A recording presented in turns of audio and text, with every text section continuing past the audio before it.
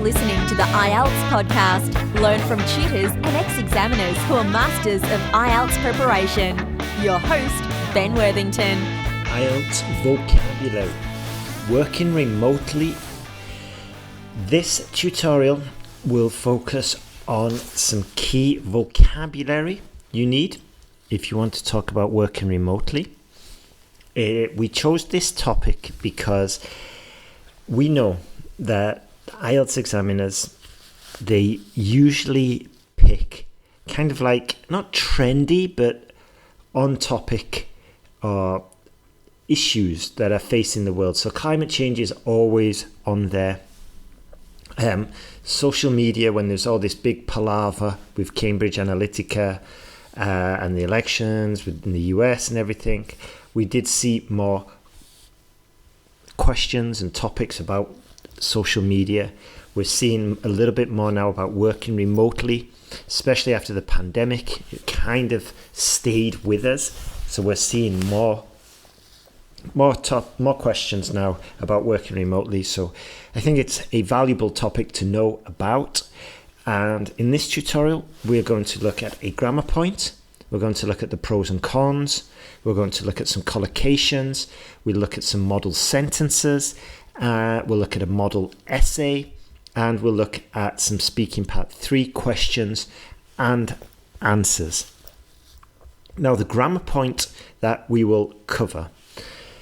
Actually, first, let me just tell you about remote work. Just some background information. So maybe about 7 years ago, it was quite special, okay? And not a lot of companies were offering it, and it wasn't that frequent. I know because I was one of the companies offering remote work. Then during and after the pandemic, we realized we actually didn't need officers, and most of the companies just said, okay, you can carry on working at home, it's not a problem. And so it became more widespread and kind of like less special, because I used to say to IELTS examiners, oh, you can work from home in my job. And it got me a lot of examiners applying for jobs. Nowadays, they can work from home with a lot of other different companies, so it's not as special. So in that respect, it kind of hurt me a little bit, but that's not the end of the world. But the key thing I want to say here is that this is a trend, okay? It started in the pandemic. It kicked off in the pandemic. It probably started in the early 2000s with the rise of the internet. And then it really got accelerated due to the pandemic for obvious reasons. And it looks like it's here to stay now. And it's like a modern working trend, okay? And in today's tutorial, we're going to cover the implications of this for society, for our personal lives, in our daily life. We're also going to look at it from an IELTS perspective. So it's not just me talking about remote working. We're going to talk about the vocabulary. We're going to talk about potential arguments for and against. We're going to look at model answers, model essays, collocations. So there's a ton of value here. Let's get started. The grammar point that we will be covering is relative clauses. I've talked about this before. No harm mentioning again. If you missed the tutorial all about relative clauses, no problem. This will act as a quick refresher. So these clauses, okay, they will usually be introduced by relative pronouns such as who, whom, whose, which, or that. So for example, they refer, they are used to add extra information about the noun mentioned earlier in the sentence. And that noun is usually a person, place, thing, or idea. Let me give you an example sentence. Employees who work from home often report higher satisfaction. So the who work from home here is the relative clause. And it's an essential skill, not only for your writing, because it's going to increase your grammatical range and accuracy, because the range of structures you've used has just increased, but it's also insanely useful for the cue cards. Now, we've got a cue card, and it's describing a person, or describing a teacher that you are fond of, or a teacher you have fond memories of, for whatever. Now, we definitely need to use the relative clause here. We would say, the teacher who I tell you about is my former economics tutor. Yeah? Is my former remote tutor called Ben Worthington. He's incredibly handsome, incredibly modest. Just kidding. So we can use it as a default just to start off with. The place which I will tell you about, okay? Or the idea, or the conversation that I had with my best friend, which is extremely memorable, happened a few years ago, so on and so forth. Whatever the topic is of the cue card, I'm pretty certain you can start off with a relative clause, or if not, just use a relative clause later on with the bullet points that you'll be using. So what are the pros of working remotely? Elimination of daily commutes. Fantastic. Increased job satisfaction and employee retention. If you use this in your essay, you have to say potential or possible. We need to hedge this. I'm talking now in absolutes, but some of these might not be absolutes. Okay? I just heard about this trend of people having like 2 or 3 remote jobs, outsourcing all of their work to other places, other countries, and because they've got 2 or 3 full-time remote jobs, they are performing substandardly. But because some of the big companies are slow to realize this, it takes forever. And by the time they are due to be getting fired or let go, they've already lined up another 2 jobs. It's quite surprising, actually. I wouldn't say inspiring, but it was quite surprising.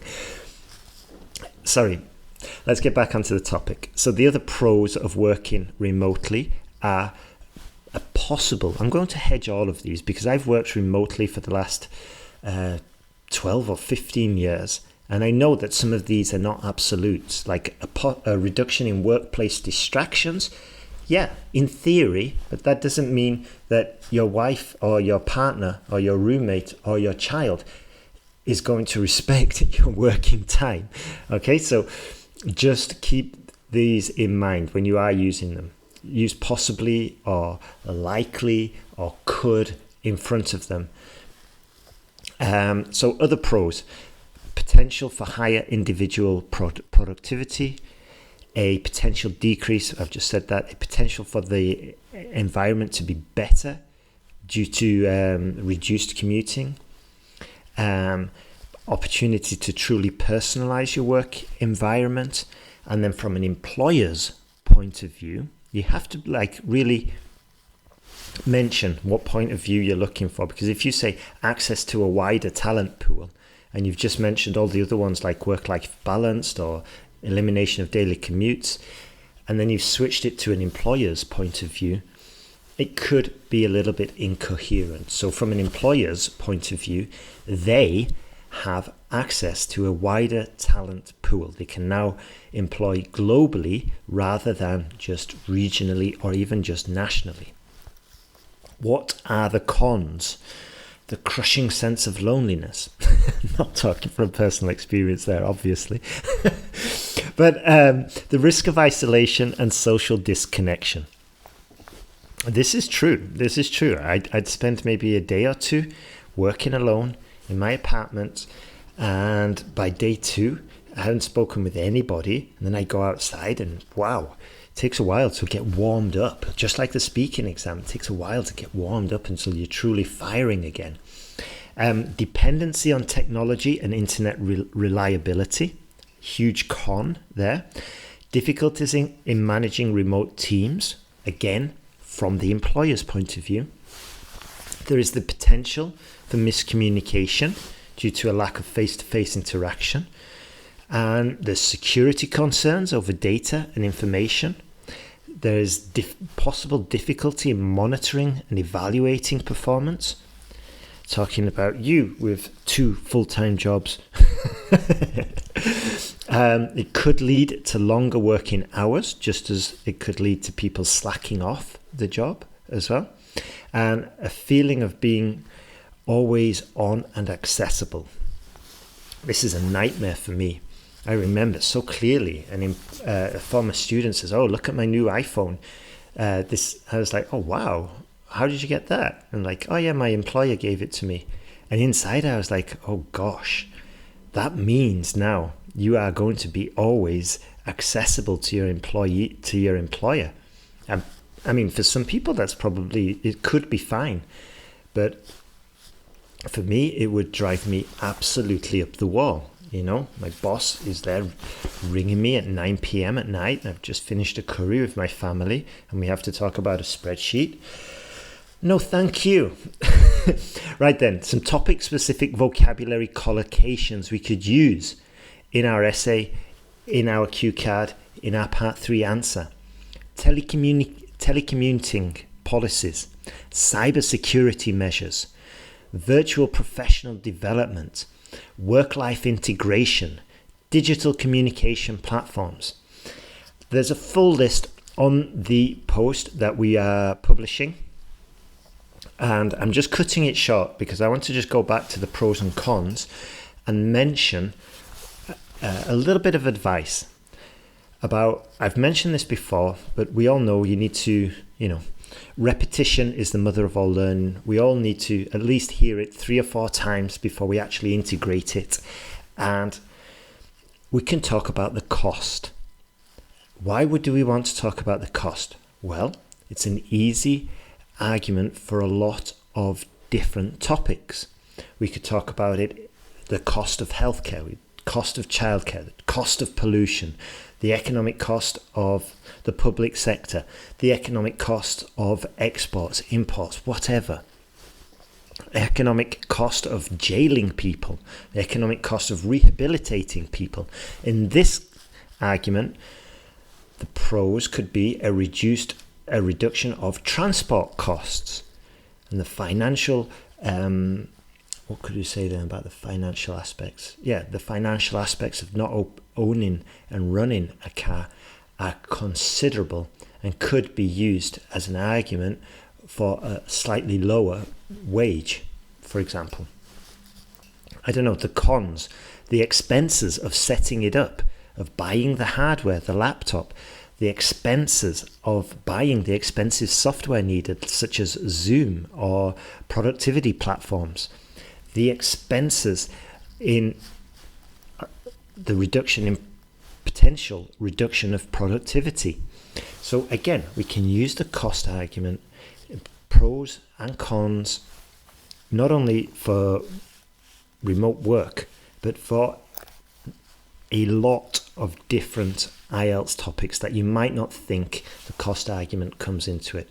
And the main argument here is that we learn extensive cost vocabulary. We learn extensive phrases, and we go into this in our course, the sentence guide course. We've got a full module about how to use these sentences, how to use these vocabulary terms, because they're incredibly useful, and it's almost like a shortcut. I'm not a big fan of shortcuts, but this one is very practical. Let's have a look at some model sentences using relative clauses and the collocations we've just mentioned. Employees who have flexible work arrangements often enjoy greater job satisfaction. This is a great little sentence because it's hedged. We said often enjoy greater job satisfaction. Hedging is a key skill we need for IELTS writing task 2. And hedging basically involves avoiding absolutes. So just compare it with this absolute sentence. Employees who have flexible work arrangements enjoy greater job satisfaction. Now that means everybody in the entire world who has a flexible work arrangement will be happier on the job. And we cannot say that because we don't know everybody in the world. So we hedge it. We hedge our bets and we say often. And we just make a generalization, but it's hedged now and it's sounds far more appropriate for an academic essay. Next sentence. The manager who oversees the remote team management ensures effective communication across all platforms. Not hedged. Okay? And you probably know how to hedge it now. You would say probably ensures effective communication across all platforms. A professional who uses digital communication platforms could, in theory, connect with colleagues worldwide. Again, I hedged this. If you're reading the tutorial, you'll probably notice that some of these are not hedged. Companies which implement strong cybersecurity measures protect their data more effectively. Super. Workers who maintain a home office setup can personalize their work environment to suit their needs. Fine, we've got can in there instead of do, which is far using do is an absolute, can is the possibility, and it's far more appropriate for an academic essay. Teams that utilize virtual collaboration tools find it easier to share ideas and solutions. Beautiful. Employees who achieve work-life integration are usually more motivated and less stressed. Beautiful. Model essay about remote work. The shift towards remote work, which has been significant, brings with it both opportunities and challenges. That's a great sentence. So much better than the drawbacks, the disadvantages, the advantages, and so on and so forth. This essay will discuss the impacts of remote work on both individuals and societies, using examples to demonstrate and illustrate points. Again, a copy-paste sentence. It's great if you're in a rush if you've got your IELTS coming up in about a week or two, you need these copy-paste sentences. If, on the other hand, you have the luxury of booking your exam in a month's time, in 6 weeks, 8 weeks, whatever, then the copy-paste sentences are still useful, because what happens is you start to use these sentences, you integrate them, and then you can start adapting them and switching out certain parts, but you've got the perfect structure to start with. It's like a fast track, and this is what our Band 9 Frameworks course is all based around. We give you the tools for you to accelerate and to improve your score essay. Now, when you couple this with the AI essay checker, you can really move along fast. Body paragraph number 1. The benefits of remote work are numerous. Flexible work arrangements allow employees to manage their time more efficiently, often leading to improved work-life integration. For example, a company in California recently switched to remote work, and their internal survey demonstrated far happier and fulfilled employees, which ultimately led to higher productivity and workflow, for example. Okay.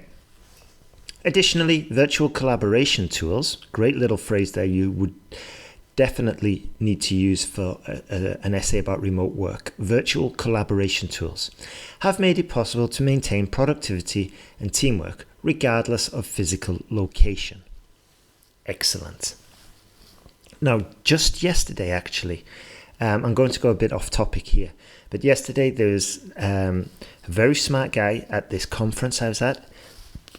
He was telling us about his company that researches drug interactions and then sells that data to international pharmaceutical companies. He was based, I think, down south somewhere, but his entire team was remote, and the reason was because the skills that are needed to work in his company that does this research are very, very specialized. They're incredibly to find. I'm finding 20, 30 people around, I think it was maybe Berkshire, I'm not so sure, but finding them within 30 miles of where he lived was virtually impossible. Whereas with a fully remote company, Now he's got employees in Brazil, in India, in Korea. He's got them all over the world, and he's got the best of the best. And he's managed to access the few people in the world that have the exact skill set his company needs. So the reason I'm mentioning this is twofold. One, a real solid example like I just gave is far easier, I believe, for a student to internalize and to remember. There's a little story there. Ben was at a conference, is listening to this guy with a company in Berkshire that's highly specialized, very specific, and needs extremely skilled employees. So you've got a story there, and stories and examples are just infinitely easier to remember. And the second reason was it's like a real world example now. It's, again, easier to remember, easier to relate with, and ideally easier for you to steal and use in your next IELTS Task 2 essay. I'm going to skip body paragraph 2 because we're running out of time. Conclusion. In conclusion, remote work offers substantial benefits, but also requires careful management to mitigate its downsides. I have an IELTS tutor who loves that word, mitigate, and it is pretty handy. Embracing technology while fostering, I've mentioned fostering before, it's a great little phrase, while fostering an environment that supports employee well-being will be key to its long-term success. Beautiful, beautiful. There we go. Speaking part 3, typical questions and model answers. Why has remote work become a critical option for many businesses? Remote work, which relative clause, has become essential for many businesses. Can you see how there we switched out critical for essential? We don't sound robotic. We've reflected the question, but we just switched out a few synonyms. We could have even said, which has become essential for many firms, for many organizations, for many establishments. The English language has millions and millions of words, and a good grasp of synonyms will help you excel significantly. Remote work, which has become essential for many businesses, allows for continuity in operations regardless of external disruptions. Wow, if you can say something like that in your exam, you are on to a band 7, 8 or 9. And not only just saying a sentence, you've got to maintain that level throughout the entire exam. Companies that embrace flexible work arrangements and invest in digital communication platforms can maintain productivity even in challenging circumstances. Should companies provide employees with equipment for their home office setups? Wow. 2 things, hopefully, will have clicked in your mind just now. Number 1, it's a should question, so we can jump in with both feet and say, oh yes, absolutely yes. Companies should definitely provide the necessary equipment. Now, let me break that down. We jumped into it. We will have added some intonation to make ourselves sound more natural. We've gone in there solid and strong, boosted our confidence, and we've signaled to the examiner that we know what we're talking about. So, oh yes, absolutely. Companies should definitely provide the necessary equipment for home office setups. And now, if you've been paying attention, hopefully you may have realized that this is an opportunity for you to talk about the cost. The cost of hardware is extreme nowadays, and is especially difficult for a new employee just starting at a company. If a company did provide the equipment, they can not only reduce the cost and investment for the new employee, but they can have better control over other features such as cybersecurity. Beautiful answer, Benjamin. Well done. So I'm just giving you an example now of like how you can combine different techniques just to give a more complete answer, a more confident answer, which is probably what we're all aiming for. What measures can be taken to improve communication among remote teams? To enhance communication among remote teams, businesses should invest in digital communication platforms that offer various tools for collaboration. Just as a side note here, in my tutorial that I've got in front of me, we did not add an example of these tools. Adding an example of the tools, we could talk about Slack or Facebook for Business or Google Docs, whatever. But these, just adding a real world example really brings it home to the examiner that you understand the question. You've got solid answers. And again, as I've said before, in your Task 2 essay, some solid examples: Slack, Facebook Marketplace, Zoom, Basecamp, Asana, whichever of the tools you can mention, definitely mention them. Regular virtual meetings and clear communication protocols are essential for ensuring that all team members are aligned and engaged. Another beautiful little phrase there to add: aligned and engaged. That's great when we're talking about employees, when we're talking about education. So quite versatile vocabulary there. How does remote work differ between now and a decade ago? I'm extremely happy. This shows how much of a geek I am. I'm extremely happy we've got a question with differ in. I used a similar question last week with a private student, and they were a bit confused about how to answer with differ. So we could just reflect it. Well, remote work differs between now and a decade ago because in the past there wasn't as much technology available, whereas nowadays there is a whole suite of software available, and extremely specialized software such as Zoom and Google Meets and Slack and Asana, and so on and so forth. Okay, final question, then we're wrapping it up. Is remote work common in your country? Very typical IELTS question. Well, in my country, remote work is becoming increasingly common, especially in tech and finance sectors. However, for a lot of other businesses, the cost involved can be quite prohibitive.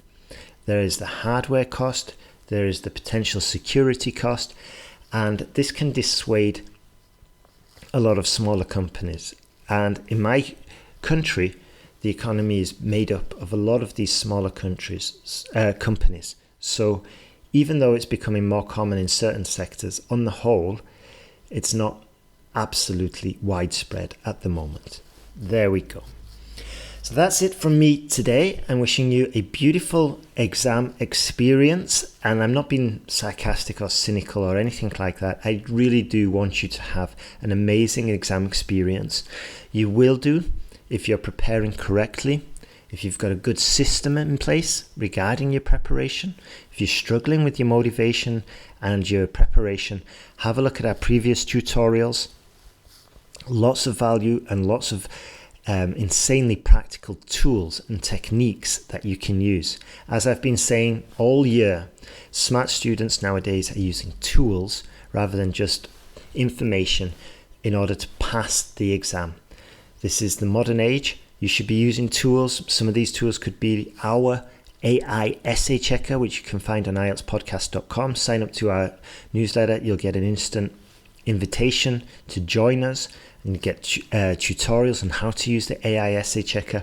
We're also launching byhumanenglishtutor.com, which is our AI IELTS speaking exam simulation tool, where you can talk there, you'll hear the question, you'll be able to answer, you'll see your answer on the screen. We've had too many users, it's cost too much because we haven't charged for it yet. However, so therefore we just closed it down temporarily. I'd still recommend you go over, you sign up, even if you just get directed to the waiting list, because when we do launch, which will be very soon, you'll get an invitation. You'll be invited to use it for free, maybe for like 30 minutes, 10 minutes a day. I don't know yet. And then we'll put on a pay wall so that if you want to use it all day, every day, if you're in a rush to prepare, you can't afford a tutor, or you just don't have the time to sit down and book an hour with a tutor, or in your city, in your town, maybe you don't have access to a quality tutor, then all of these problems will be solved with our AI speaking chatbot. And not only IELTS, you'll be able to use it for general conversation classes too. So have a look at that at byebyhumanenglishtutor.com. And as I said, probably a waiting list at the moment, but we are working on this day and night to just try and get it shipped, to try and get it out so we can start helping even more students. Have a beautiful day. Thank you very much, and all the best with your IELTS exam.